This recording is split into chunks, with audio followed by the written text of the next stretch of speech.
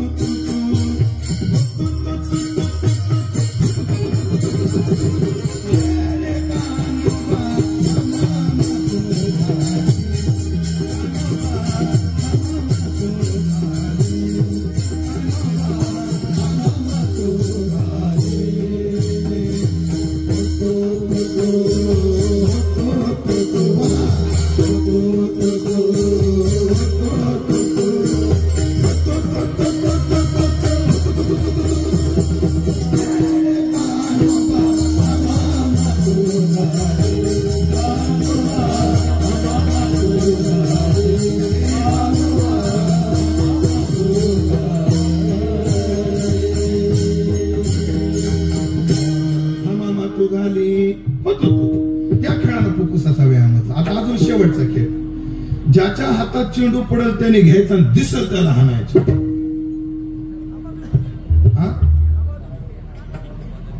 आवाज आमच्याकडे त्याला धप्पा कुठे म्हणतात.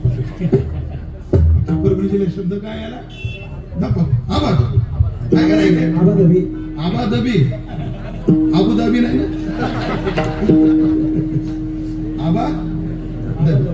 आबादबी आहे का नाही. या खेळाचा फायदा काय. या खेळाचा एवढा फायदा आहे सहनशीलता येते माणसाकडे. हा खेळ ज्यांनी खेळला त्याला लग्न झालं बायकोनं बेलनं फेकून मारू द्या तांब्या घालू द्या सहन करायची काय येते ताकद येते. असो असे खेळ आहेत. म्हणून लुडो खेळणारा मैदानात आला.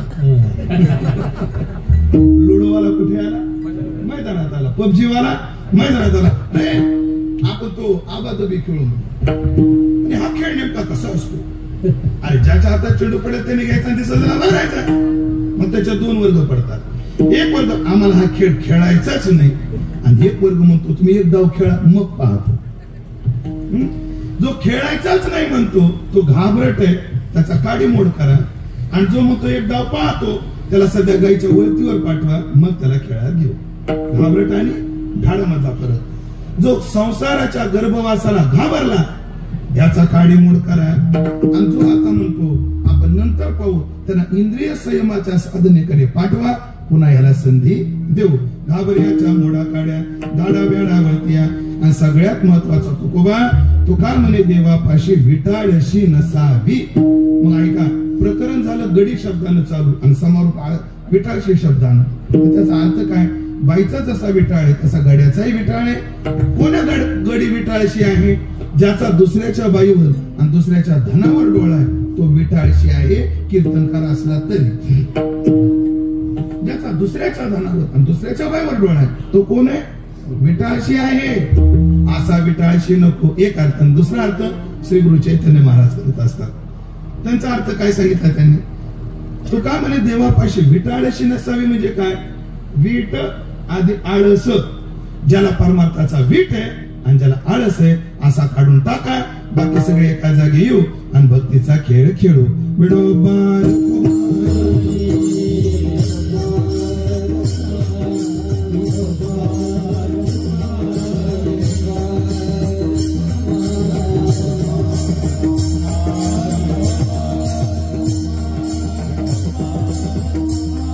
जरा 5 मिनिटं आधी जरा मैदान धरलं असतं मी काय अडचण नाही आता. म्हणून जगद्गुरु तुकोबा आहे.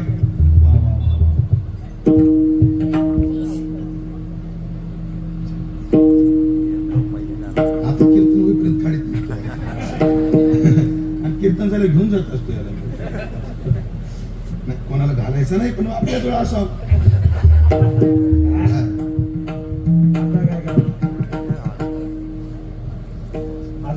डोक्याला टोचणार नाही याची काळजी घ्या.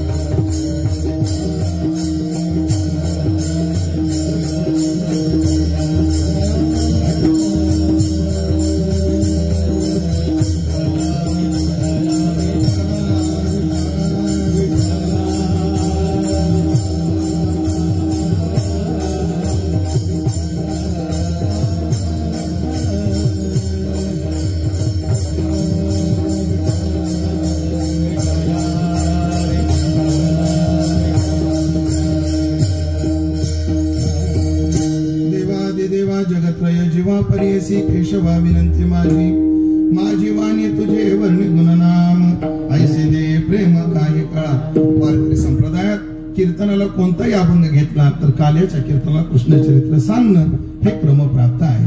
खर तर देवाचं चरित्र आजच सांगायचे का नाही. शास्त्र म्हणतं सदासेव्या रम्या भागवती कथा. कायमच सांगितलं पाहिजे. सदैव गायलं पाहिजे. सदैव ऐकलं पाहिजे. पण आज का बरं त्याचा विचार असा आहे. आता तुमच्या भागातली पद्धत माहित नाही मला पण आमच्याकडे संक्रांतीच्या आदल्या दिवशी जो दिवस असतो त्याला भोगी म्हणतात. आणि त्या भोगीच्या दिवशी मिसळीची भाजी आणि बाजरीची भाकर खातात आमच्या भागात. त्या दिवशी विधीच आहे तो. कारण सगळ्या भाज्या मिक्स असतात आणि भाकर कशाची असते त्या दिवशी बाजरीचीच असते. पण काय एरवी भाकर खाऊ नये का बाजरीची खावी, पण भोगीच्या दिवशी खावीच. तसं देवाचं चरित्र एरवी गाऊ नये का गावं, पण आज मात्र गावच विधी असल्यामुळे ते चरित्र गायचंय. अत्यंत मधुर आहे, अत्यंत गोड आहे देवाचं चरित्र. कसं घडलं बरं देवाचं चरित्र? जगाला बंधनापासून मुक्त करणारा परमात्मा स्वतः कारागृहात जन्माला आला. कारागृहात जन्माला आल्यानंतर त्याने त्याचं रूप पाहून वसुदेवाला फार आनंद झाला आणि वसुदेवानं देवाला मिठी मारली. मिठी मारली आणि देवकी म्हटली,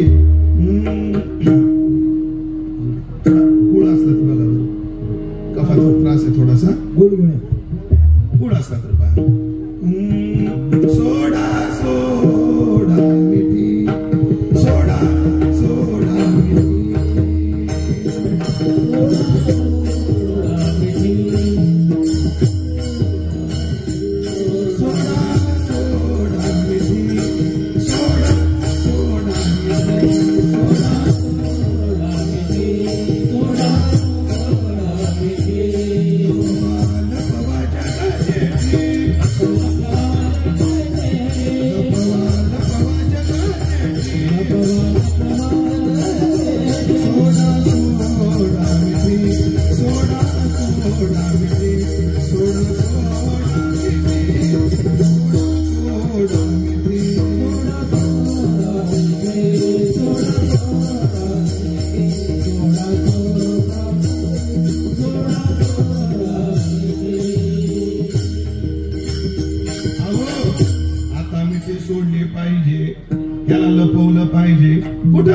तर नंदाच्या घराला, मजने गोकुळाला.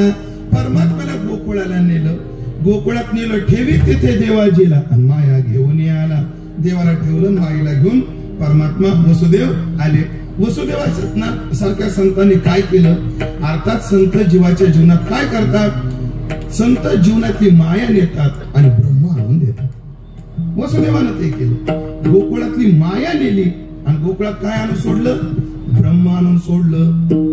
मग ऐका, जिथे माया निर्गतीत झाली आणि परमात्मा आगमित झाला, अर्थात अनिष्टाची निवृत्ती झाली, इष्टाची प्राप्ती झाली, मग तया सुखा अंत नाही पार. मग काय, असा त्या गोकुळात आनंद निर्माण झाला. गोकुळीच्या सुखात अंत पार नाही लेखा, कोणताच अंत नाही, कोणतीच मर्यादा नाही, असा त्या गोकुळामध्ये आनंद झाला.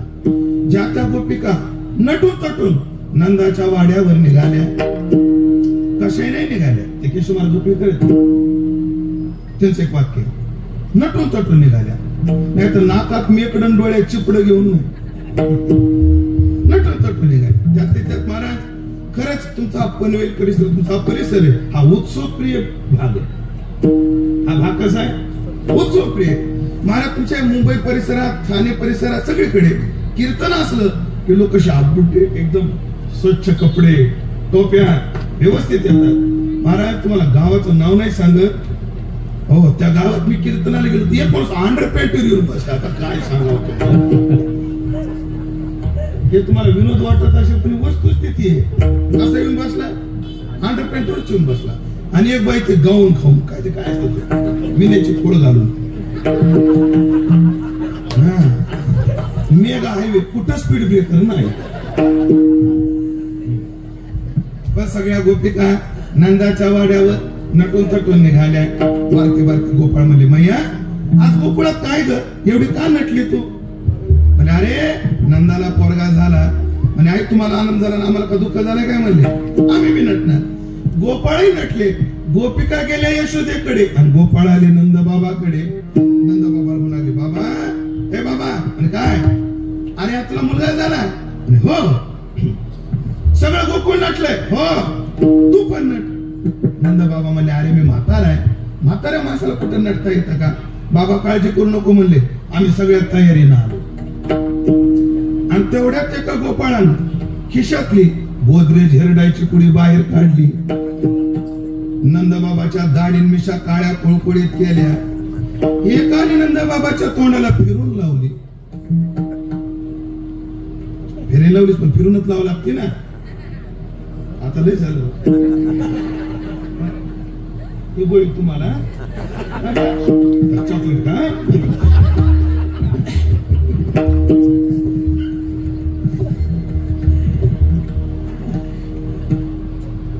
काय खाल्ली तिने गोळी खाल्ली ते विचारत होते. फेरी लावली. एकाने नंदबाबाच्या तोंडाला पावडर लावलं. एकाने दाढी मिशा काळ्या कुळकुळीत केल्या. त्याला अत्तर लावलं. कानामध्ये अत्तराचा फाया ठेवला. डोक्यावर पगडी. त्याला मोरपीस. कमराला भरजरी उपरणं. पिवळा पितांबर.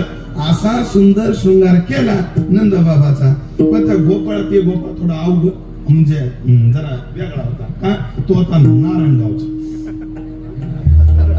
गोपाळ कुठेचा होता? नारायणगावचा. त्याची मावशी जामखेडला राहत होती. त्याची आत्या संगमनेर मध्ये दिली होती. लक्षात आलं? हा. आणि आजोळ पूर्ण होतो ना तुमच्या म्हणण्यानुसार काय करावं असा होता. तर नंदबाबाचा शृंगार पाहिला आणि नंदबाबाला म्हणू लागला, बाबा या वयात काय दिसतो रे तू? पिकली आपला तो म्हणा मला काय म्हणून. असा नंदबाबाचा शृंगार झाला. आणि नंदबाबा आता स्वतःग्रहात निघाले. पण जिथे बायांचा गराडा महिलांचा गराडा तिथं पुरुषाला शिरकाव होणं कठीण. बरं मुळात तुकोबाराने गोड प्रसंग रंगवला. हा निदान महिलांची गर्दी तिथं का झाली? त्याचं कारण मुळात स्त्री शिस्तप्रिय आहे. स्त्री काय आहे? शिस्तप्रिय. कीर्तन झाल्यावर स्त्रिया पाया पडताना पाहायचं आणि माणसांना पाया पडताना पाहायचं. माणसं अशी पाया पडतात एवढ्या गडबडीत एवढे धापळ करतात. कधी कधी तर पाया पडणाऱ्याच्याच डोक्यावर पाय ठेवून पुढे निघून जातात. महिला तशा नाही, शिस्तीत आहे. अजून पाहा, महिला 100 बाया जरी आल्या हळदी कुंकाला तो कुंकू किती शिस्तीत लावतात. बरोबर. एकदा कुंकू दोनदा हळद, दोनदा कुंकू एकदा हळद. माणसाचं तसं नसतं. एकदा त्या साताऱ्याकडे कीर्तनाला गेलो आणि हार घालायला एकाला पाठवलं. त्याला काय माहित नव्हतं एका वाटेत बुक्का होता. शंकर बोतीने असा खोंगावरून बुक्का घेताना वडला भांडारा मला. आणि नेमका सप्ताह काल भैरवाष्टमीचाच होता. तर जाऊ द्या, आनंदी ती घटना सांगतो. ते बंकट स्वामीच्या मठात एकदम आपल्या संदीपान दादाचं कीर्तन.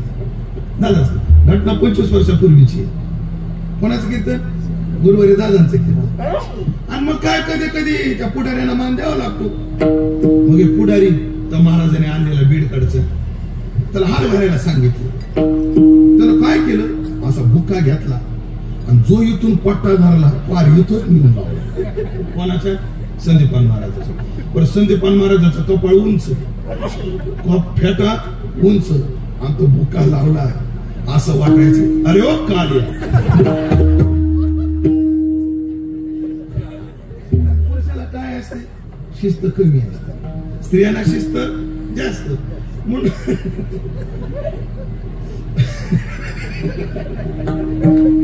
हे सत्य घटनेवर आधारित आहे. हे काय असं बनवून नाही. स्त्रियाला शिस्त म्हणजे ज्या यायच्या देवाच्या दर्शनात दरकवायच्या. आणि दुसरं कारण सांगितलं, त्या गोपिका काय करू लागल्या? नाही गोड वर्णन आहे तुको भरायचं. मुख डोळा पाणी, मुख डोळा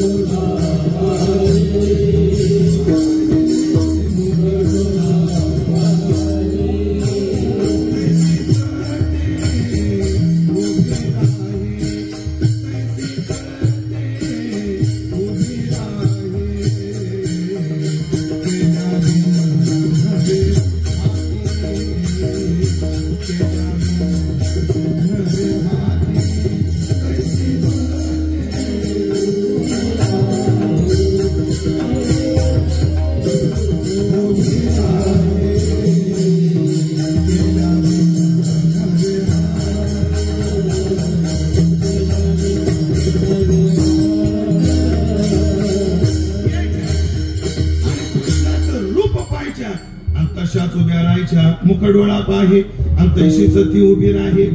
केल्या बिन नवे हाती धरोनी आरती परती कृष्णाला ओवाळायच्या, कृष्णाची नजर काढायच्या. आणि प्रत्येक बाई कृष्णाला पाहणार, तिथं उभी राहणार, त्याची नजर काढणार. गर्दी होईल नाही तर काय होईल. आणि मग नंदबाबाला तर तोंड पाहायचं लेकराचं, पण ह्या करू देत नाही. मग तुकाराम महाराज नियुक्ती केली. तुका तेथे वारी एक आडोनी दुसरी अशा बाजूला केल्या. आणि आता माझ्याकडे पाहावं लागेल. नंदबाबा आता कृष्णाचं तोंड पाहणार. तेवढ्यामध्ये एका गोपाळानं आगाऊपणा केला आणि ताकाचा डेरा नंदबाबाच्या डोक्यावर. नंदबाबा चिडले. का चिडले? आणि गोदरेज हेरडा अजून वाढलेलं नव्हतं. सारा शृंगार चौपट करते.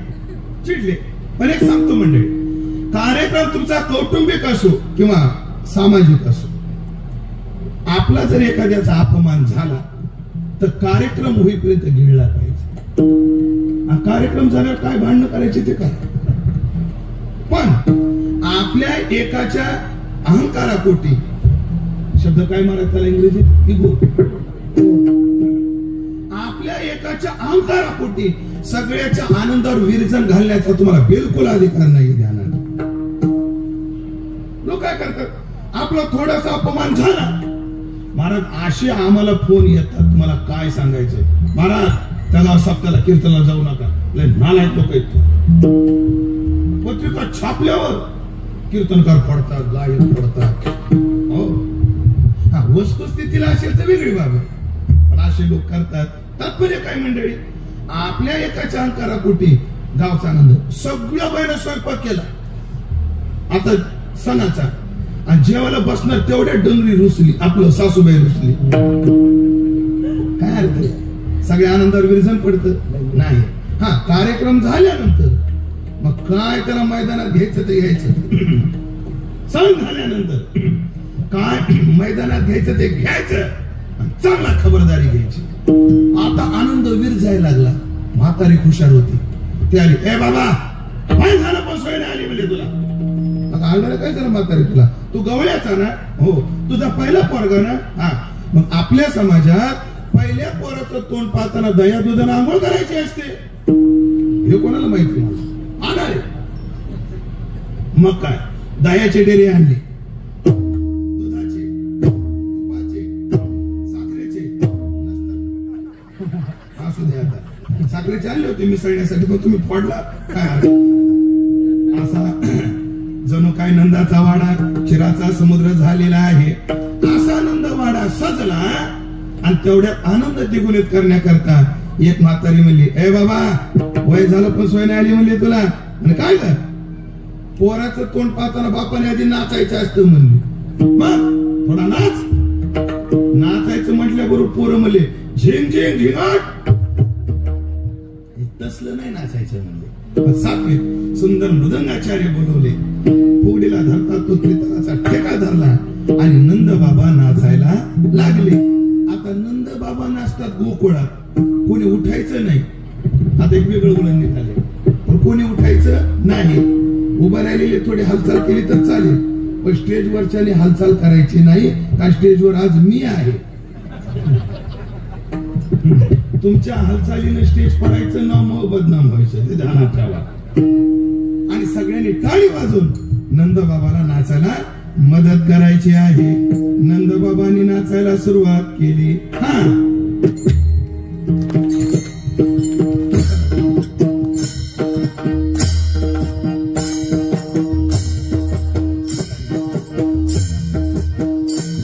नंदबाबा नाचायला लागलेले. टाळीचा आवाज, टाळीचा. नंदबाबा नाचायला. नंदबाबा बरोबर सगळे गोपाळ आले. गोपाळही नाचायला लागले. या, पडजा.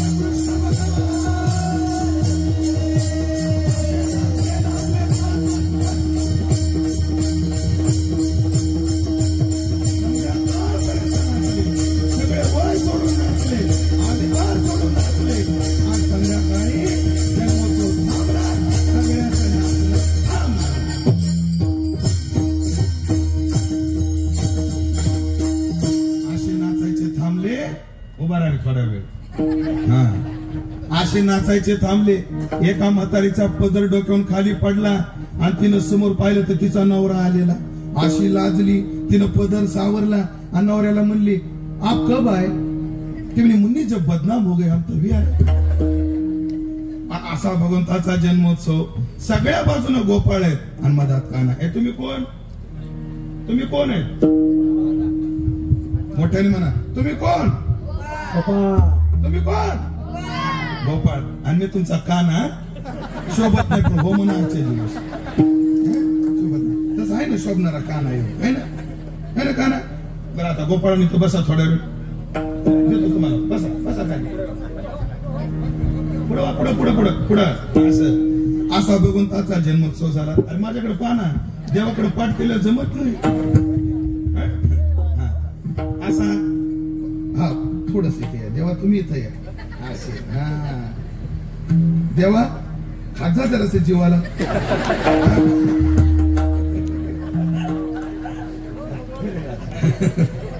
इकडं पा.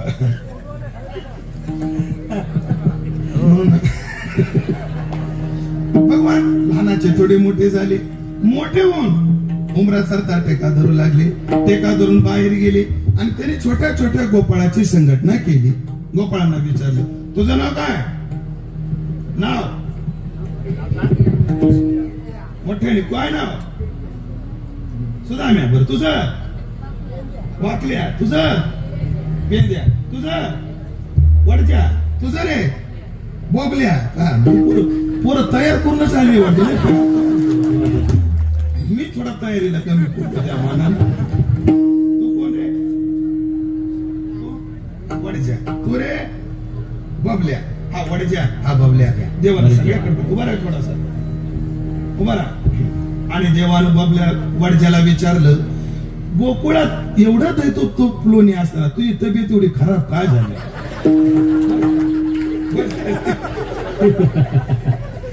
फार उमेश मारासारखा वाळून गेला.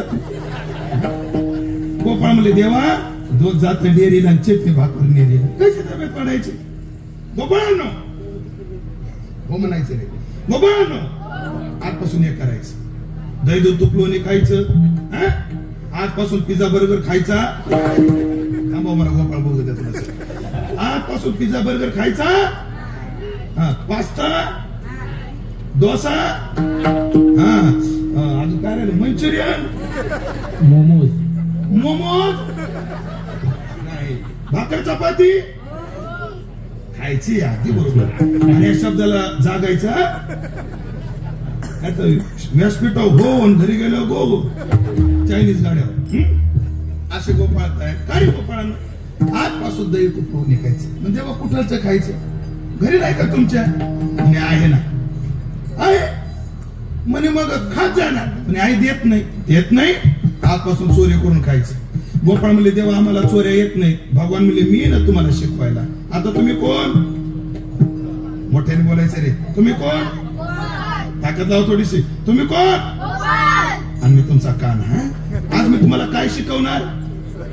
चोरी करायच्या. तेवढ्यासाठीच बोलवलंय मला, तुम्हाला चोऱ्या शिकवल्या. आणि क्लास चालू झाला.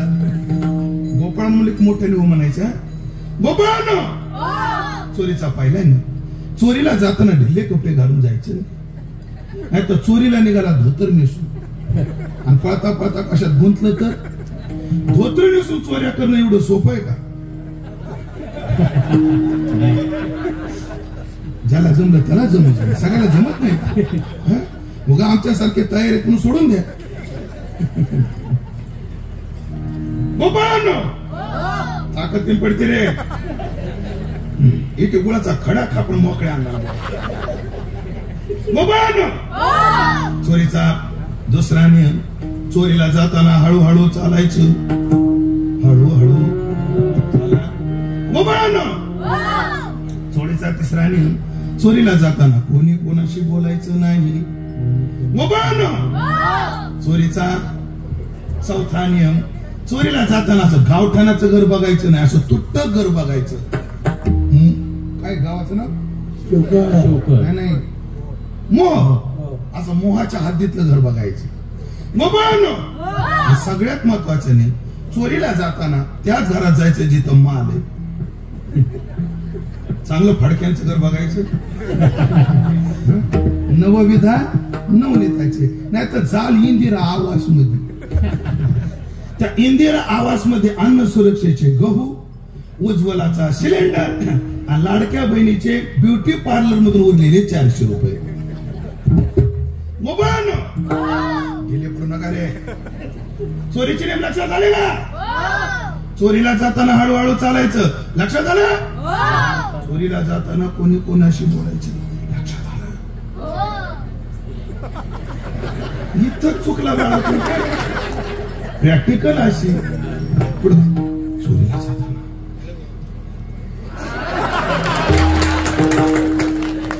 कसं बोलायचं, कसं बोलायचं. हळूहळू नाही तर हलू हलू म्हणता येते. हळू हळू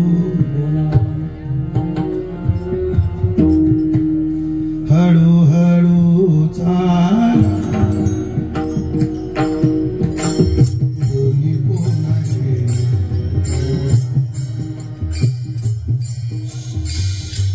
कोणी कोणाशी बोला,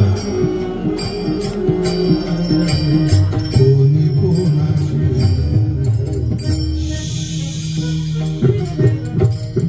हळू हळू चाला,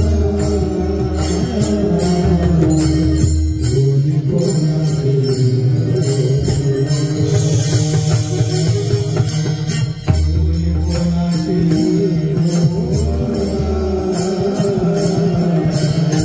कोणी कोणाशी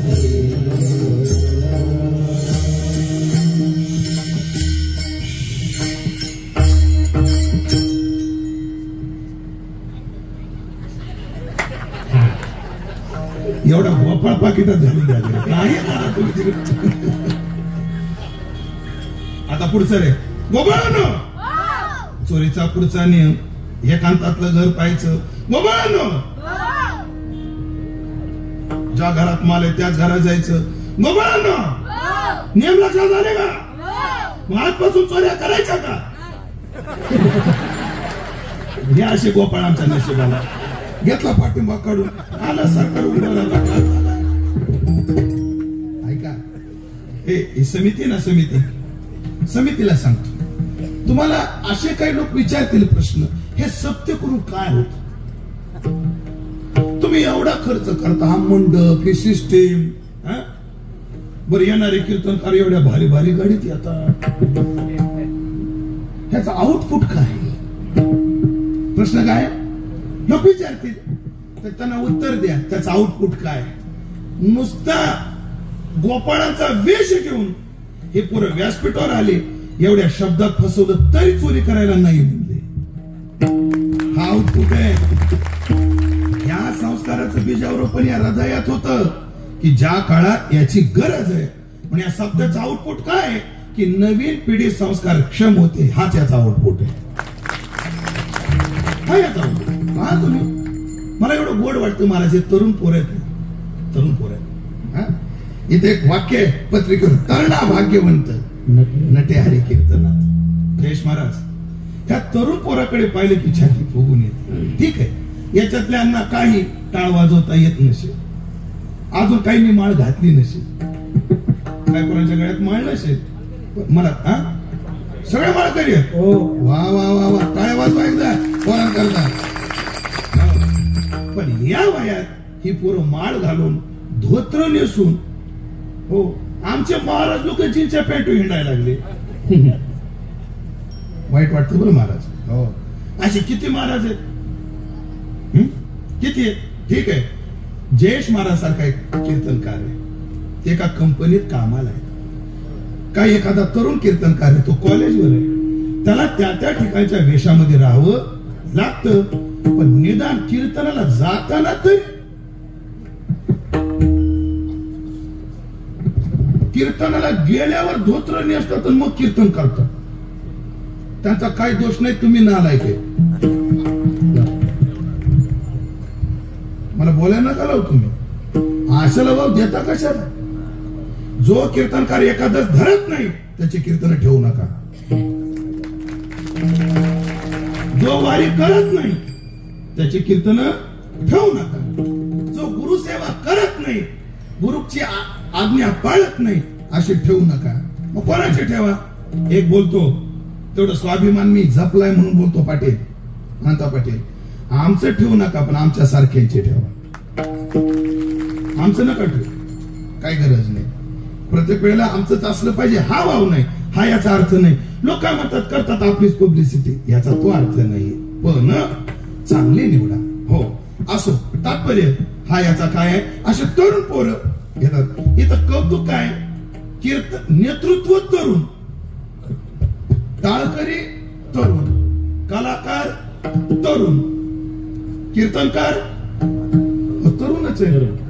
तुम्हाला माझं वाटत नसेल मी असा हे, माझं वय आता 41 आहे, म्हणजे लय काय म्हातारा नाही. रामकृष्ण बोल, नाही म्हातारा मी 40, मी बी तरुणच आहे. माझं वय लय नाही, मला ढेरीनं थोडा धोका दिलाय, तो भाग सोडून द्या. तरणा भाग्यवंत ते हरे कीर्तनात. ते गोपाळ तयार झाले, चोऱ्या करायला लागले, गवळणी त्रस्त झाल्या. यशोदेच्या दारातून गाण्याने सांगू लागल्या, यशोदे यशोदे कृष्णाला सांगा.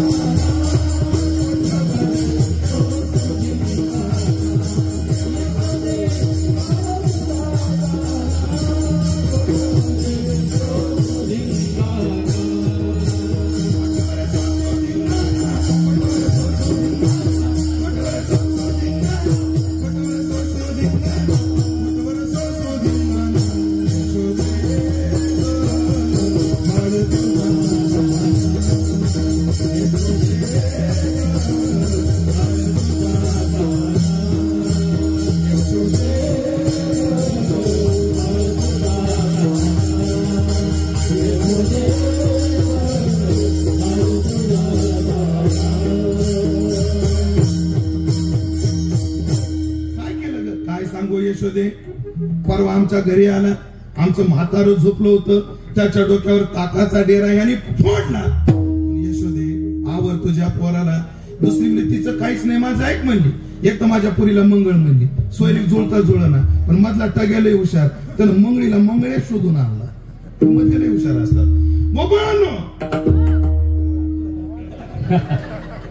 तुझ्या भरोश्यावर मी उभा राहिलो, तू असा मोबाईल हे मध्ये टगेले हुशार असतात. मंगळीला मंगळ्या शोधून आणतात, लंगडीला लंगडा, डुचकीला डुचका, मास्तरनीला मास्तर, मास्तरनीला मास्तर, वकीलनीला वकील, महाराजनीला लय हुशार बरोबर. महाराजनीला महाराज शोधून काढते, कसा सापडतो काय माहित त्यांना. एक राहिले रे, डॉक्टरनीला डॉक्टर, नर्सला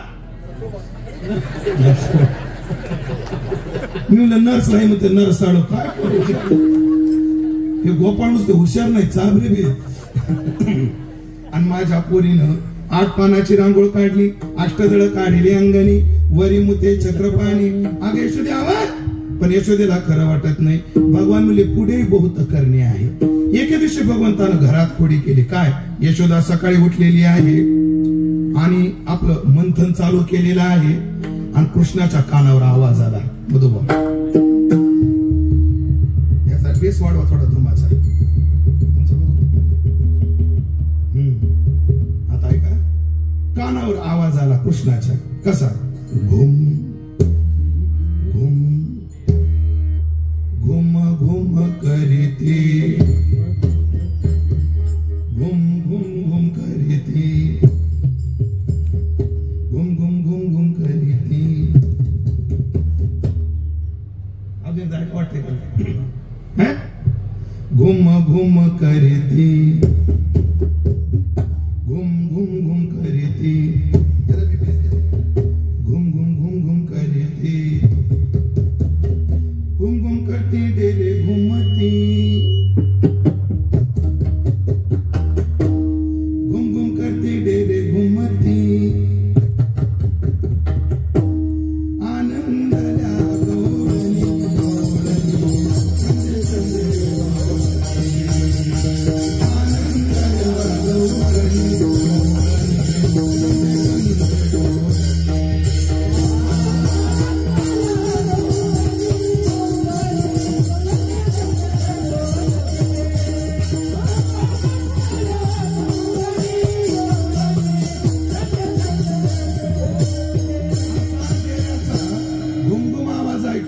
कृष्ण जागा झाला आणि डेऱ्याजवळ गेला आणि डेऱ्याचं नाव द्यायचं घुम. बेस द्या थोडा माझ्या आवाजात. घुम घुम घुम घुम. आणि कृष्णानं रवी दोर पकडला. यशोदा म्हणजे कृष्णा मला मंथन करू दे, नंतर तुला खायला देते, तोपर्यंत लोणी खा. काय विचार? चक्री भौरा भीती दांडू,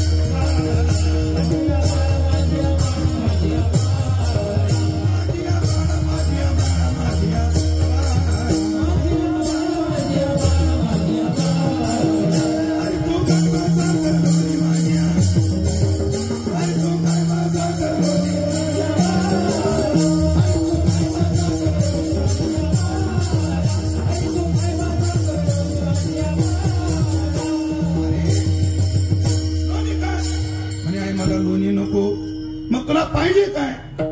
मला ते पाहिजे. काय पाहिजे? जे डेऱ्यात घुम घुम वाजते. ऐका देवाची मागणी. सोडी काना रवी दोर, सोडी सोडी काना रवी दोर, सोडी म्हणते देते आई मजते दे, बया मजते दे, आई मजते दे, दे दे दे राम आई मजते दे, दे दे दे राम आई मजते दे, दे दे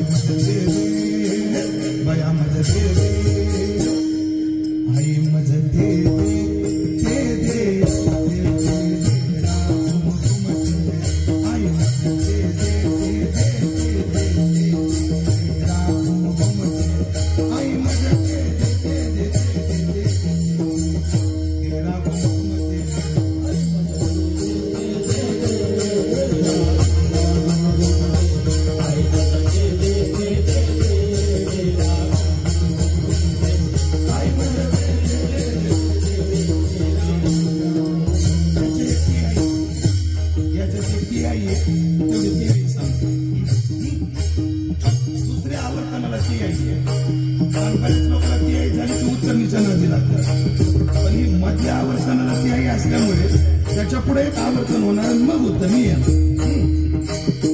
आई मज दे दे बया मज दे दे आई मज दे दे दे दे दे दे दे राम घुमत आई मज दे दे दे दे दे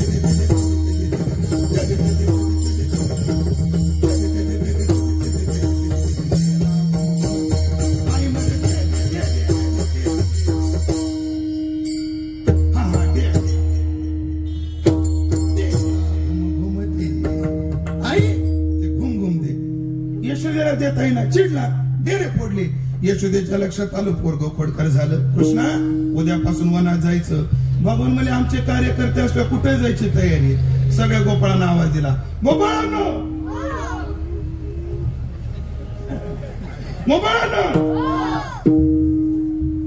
ताकदीनं रे मंत्रीपद दिलं नाही म्हणजे कसं नागपूर सोडून यायचं असते का असं कुठं असते का गोपाळांनो उद्यापासून आपल्याला वनात जायचं हो म्हणा ना